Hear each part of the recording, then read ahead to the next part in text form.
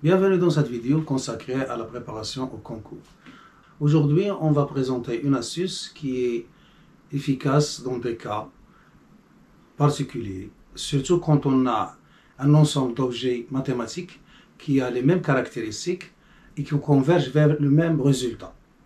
Et on va appliquer cette astuce dans deux exercices donnés à l'épreuve des mathématiques de l'ENSAM 2016. On commence par le premier exercice, question 2, ENSAM 2016. Alors, soit UN, une suite convergente, telle que pour tout n appartenant à n.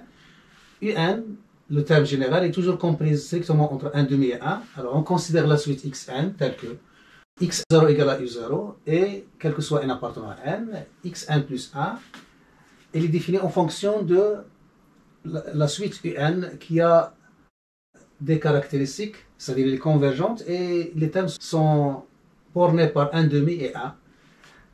Alors, xn plus 1 est égal à xn plus un plus 1 sur 1 plus xn un plus 1. Alors, il nous demande de calculer la limite de xn. Alors, qu'est-ce que je vais comprendre? Je vais comprendre que toutes les suites qui vérifient ces deux conditions, c'est-à-dire les convergentes et dont les termes sont compression 1 demi et 1, ils vont obliger la suite xn à converger vers la même limite. C'est-à-dire même en changeant la suite un, toujours la suite xn il va converger vers la même limite. Alors si on entre dans les calculs et à réfléchir profondément, on perd du temps. Alors il suffit de donner un exemple d'une suite qui vérifie les deux conditions et qui est simple. Alors la meilleure, puisque toute suite constante est convergente. Alors je vais prendre par exemple, considérant la suite, alors considérant la suite constante un, telle que, quel que soit n appartenant à n, on a toujours u n est égal à, par exemple, je vais prendre une valeur qui est comprise entre 1 demi et 1, par exemple le milieu, 3 quarts.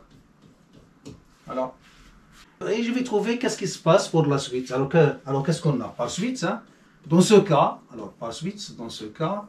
alors quel que soit n appartenant à n, qu'est-ce que j'aurai? J'aurai xn plus 1 est égal à xn plus 3 quarts sur 1 plus 3 quarts multiplié par xn, qui est égal à, je vais multiplier par 4, ça donne 4xn plus 3 sur 4 plus 3xn. Voilà. Et voilà, j'ai une suite homographique que je peux déduire la limite directement. On est arrivé là, xn plus 1 est égal à cette expression avec x0 est égal à 3 quarts. Donc la suite xn est définie par la fonction f définie par quel que soit x appartenant à r moins 4 tiers, f de x égale à 4x plus 3 sur 4 plus 3x.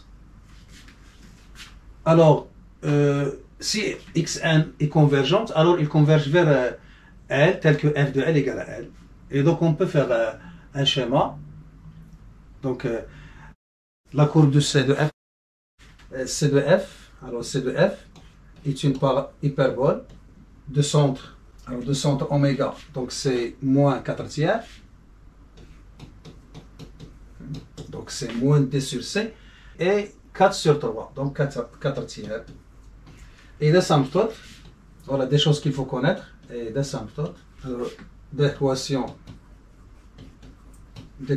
x égale à moins 4 tiers et y égale à 4 tiers. Alors pour déterminer la limite rapidement, donc puisque c'est une fonction usuelle, donc on va tracer la courbe pour ne pas résoudre.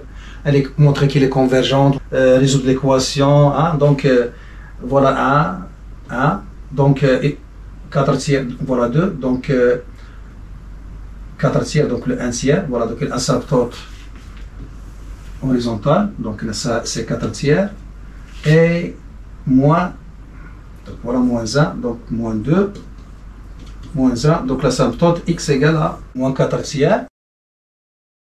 Et voilà oméga, le centre. Voilà, donc on trace la courbe, donc f de 1 c'est 1.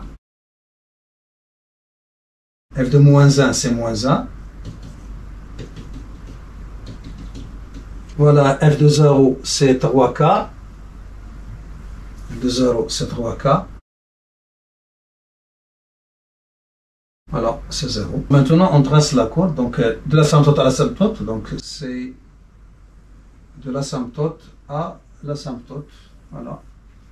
Alors, qu'est-ce qu'il me reste à faire? C'est de tracer la droite y égale à x. Donc, il passe par moins 1, moins 1, moins 1, et 0, 0 et 1.